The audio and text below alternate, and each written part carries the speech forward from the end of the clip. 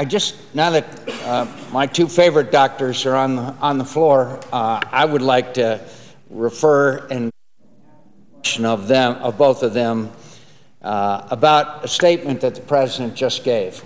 And he said, quote, "I believe it's time to give the American people more control over their own health insurance. I don't believe we can afford to leave life and death decisions about health care to the discretion of insurance company executives alone. I believe that doctors and nurses like the ones in this room should be free to decide what's best for their patients." By the way, I hope that from now on our doctors be wearing white coats on the floor. It'd be really impressive to me. But anyway, that's neither here nor there. But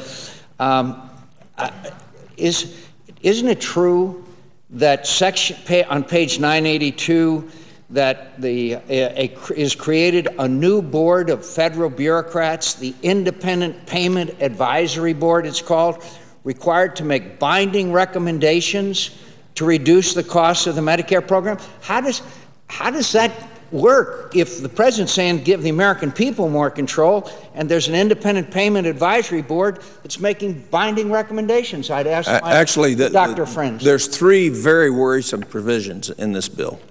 One is the Medicare Advisory Board that you just talked about that will decide what gets paid for and what doesn't, and Congress will either have to agree to it or agree to some other cuts. The second is the Cost Comparative Effectiveness Panel, which says we don't care what's best for you, this is cheapest, so therefore this is what you're going to get, which ignores the doctor-patient relationship in terms of what's best for you as an individual patient. And then finally, the Task Force on Preventative Services, which we saw during the debate in December, had recommended women under 50 not get mammograms because it wasn't, quote, cost-effective. Well, when you look behind that data, it's 1 to 1,480 versus 1 to 1,760 versus 60 years and above versus 40 to 50. So what happens is you now have three government agencies that are going to step between the doctor and the patient when it comes to Medicare and Medicaid in this country. And actually, it will fall over and they will mandate it on your own private coverage. So very, very inconsistent in terms of saying you want doctors to be in control of health care, but you have a bill that has three organizations in it that are designed to allow bureaucrats to make the decision on what your care is going to be. And I would ask Dr. Barrasso, if these provisions were operative at this time, how would that have affected your practice? Well, it would have affected me in several ways, and it would have affected my life in that my wife, Bobby, is a breast cancer survivor. She had a screening mammogram when she was in her 40s, something that this Task Force on Preventive Services says was unnecessary. If it hadn't been for that screening mammogram, her cancer would not have been detected.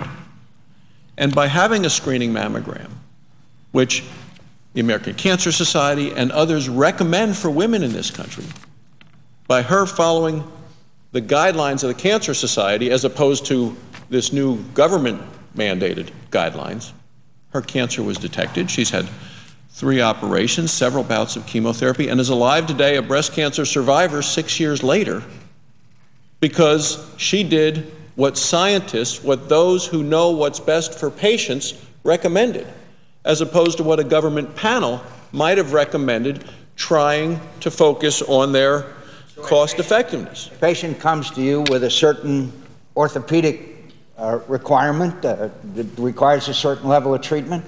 What does that do to you as a physician as well as the patient? Well, it puts the government between you and your patient, which is what you never want to have happen. As Dr. Coburn said, that is the wrong approach. It's not the way medicine has ever been practiced in America. It's not the way patients want it. It's not the way doctors want it.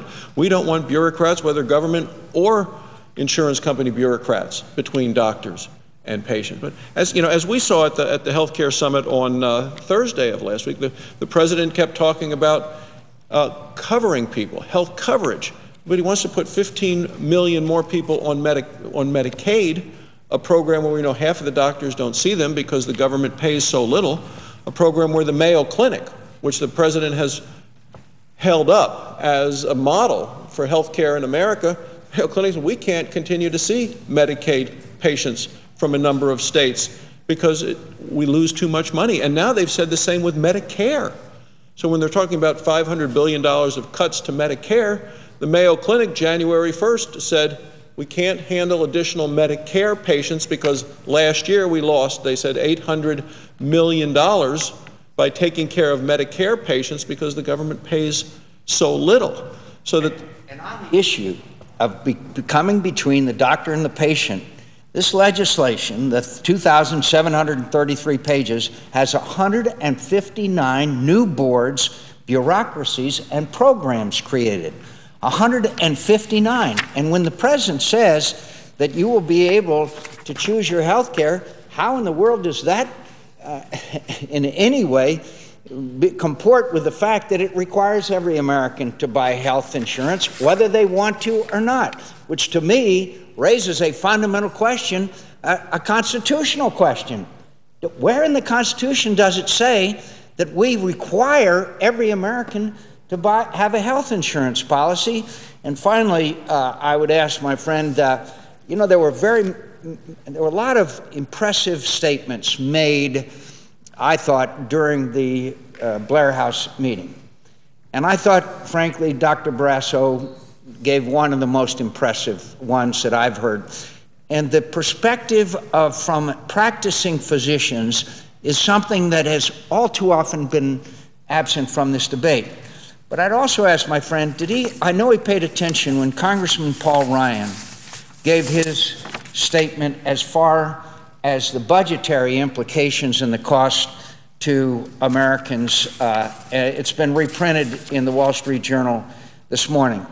He in what I'd say 5 or 6 minutes, encapsulated really what this legislation does in laying in his view, a true 10-year cost of $2.3 trillion. And he points out the gimmickry.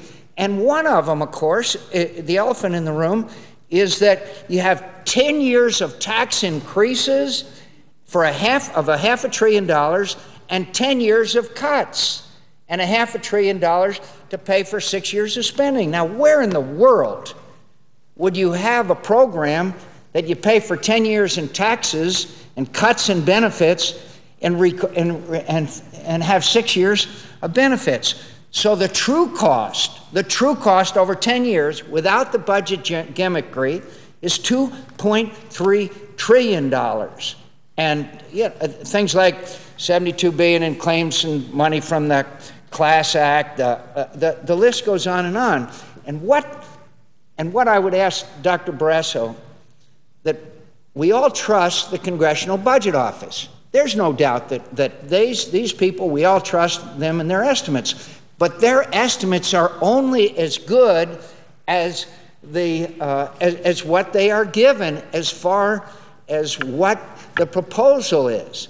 And I might add, again, I'd request Dr. Barrasso's comments on this, that the president's proposal that was online was really an 11-page statement, and CB and the Congressional Budget Office said they could not give a cost estimate because they didn't have sufficient information. And it's very clear when you delay revenues to the year, is it 2016, that obviously that has budgetary impacts. And finally, I would ask, again, Dr. Barrasso to talk about this so-called doc fix, which has been counted in the budget as reducing costs, and everybody knows we are not going to cut physician payments for treatment of Medicare patients. I think that'd be an important one because for Dr. Barrasso to discuss, because I think it really encapsulates the kind of budget gimmickry that's gone on in the formulation of this legislation. Well, I would like to, Madam President, I ask unanimous consent to continue for an additional 5 minutes. Without objection. Thank you, Madam President. If I could, several things. And it is a wonderful Paul Ryan op-ed in today's Wall Street Journal, and I'd recommend it to anyone to look at that, because he specifically points out that the president's own chief Medicare actuary says that the Senate and House bills are bending the cost curve up, making the cost go up. which is what happens if you go to a town meeting in Arizona or in Wyoming and you ask people, if this passes, will the cost of your own care actually go up? And the hands go up too. And then you say, well, how about the quality? Will the quality of your care go down? And again, the hands go up. So that is a continual concern of people all across America, which is why 3/4 of Americans have told CNN that it is time to either just completely stop or stop and start over. And only 1/4 of Americans support this proposal because they realize this is going to do that. Yeah, you mentioned, it was interesting we had mentioned those 11 pages from the president. The gimmicks are still there. They may have taken out one of the gimmicks, but the spending gimmicks are there, but plus the Louisiana Purchase, the special carve-out for 800,000 people in Florida who are on Medicare Advantage. They're protected, but there are other 10 million Americans who are going to lose their Medicare Advantage. And then the question came of what's called the doc fix. The way that the numbers are moved around. For the benefit of our colleagues, could you explain exactly what the doc fix means, and how we got to it? Right now, and we just passed an extension, a 1-month extension the other night, Medicare is supposed to cut the fees for all doctors across the country by 21%. Now, seniors know that Medicare underpays right now, and as one of my colleagues in the state Senate in Wyoming used to say, government is the biggest deadbeat payer because they don't even pay enough to cover the cost of the care that's delivered in our hospitals. With ambulances, they don't cover enough to pay for the gas to fill up the ambulances to go the long distances in Arizona or in Wyoming. But right now, to deal with some promises that were made years ago, the fees for physicians should be cut 21% according to Medicare. A number of years ago, they were supposed to cut it by 1 or 2%. They said, well, we're not going to cut it then. Congress said, well, next year we'll cut it by 4%. And then they said, no, next year by 8%, and then 10%. Now they've continued to kick the can down the road enough that this year they're supposed to cut fees for physicians 21%. Could not happen. Could not happen. And they're supposed to keep them, according to the president's budget numbers. The way that this bill is part of the financial gimmickry is they want to cut physicians' fees for Medicare 21% and keep them frozen there then for the next 10 years. So it's cut and freeze for 10 years, and they use that as one of the additional financial gimmicks. Well, if you do that to the doctors of the country who are already reluctant to see Medicare patients because the payment is so low. Mayo Clinic said we're not going to see new Medicare patients because the reimbursement at today's rates are so low. To drop them 21% additionally at a time when the Congressional Budget Office says 1/5 of the hospitals and 1/5 of the doctors' offices in this country will be unable to continue to be solvent 10 years from now if this bill goes into place. We know, without a question, that we cannot allow this to happen. Congress knows that, the doctors know that, the American people know it. Everybody knows it except the people in the health care bill that say, oh, this is actually going to save money in the long run, when the people that look at it in an honest way know that this is going to drive up the cost of care and make the quality of care for our American citizens go down. And finally, I'd ask, Madam President, I ask unanimous consent that Congressman Paul Ryan's piece in the Wall Street Journal made part of the record. Without objection.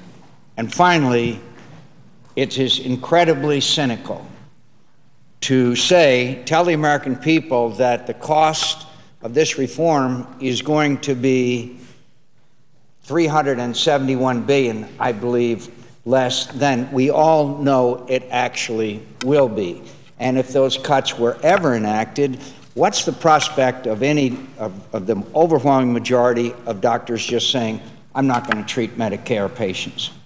We are going to see that. We will see that across the board. I was at our hospital in Wyoming on Monday talking to physicians who take care of everyone. Great concerns because they say at that rate, they can't afford to keep the doors open if the Medicare cuts go through, that the president says will have to go through if, in fact, he wants to hold up the numbers that he continues to talk about. Well, I hope that we will continue to be on the floor, and again, we need to talk about when the president talked during the campaign about many things, but including I saw this morning on Fox News that you shouldn't govern with 50+1 votes, that he was in opposition to that. I'm sorry he is not remains in opposition. I thank Dr. Barrasso, I thank the President, and I yield the floor.